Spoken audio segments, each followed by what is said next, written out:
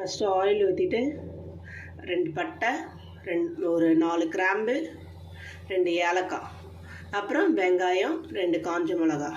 அவ்வளோதாங்க. இதை வதக்கிக்குவோம். வதக்கிட்ட பிறகு தக்காளியை போடலாம். தக்காளி கொஞ்சம் வதங்கினோடனே இஞ்சி பூண்டு பேஸ்ட் போட்டிருக்காங்க. இதுவும் 2 ஸ்பூன் போட்டிருக்கேன். இதுவும் நல்லா வதங்கட்டும். வதங்கின பிறகு நம்ம காடையை போட்டுக்க வேண்டியதா. இந்த சமயத்தில் சால்ட்டு கொஞ்சம் போட்டுக்கோங்க. அப்போ தான் அந்த காடையில் கொஞ்சம் உப்பு ஏறிச்சுன்னா இன்னும் நல்லாயிருக்கும்.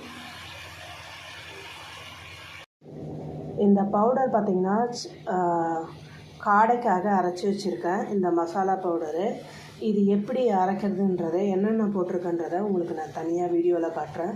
அப்போ தான் உங்களுக்கு ஈஸியாக இருக்கும். இப்போ காடை நல்லா வதங்கிடுச்சு. இது கூட இந்த மசாலா பவுடரை போட்டுக்கலாம்.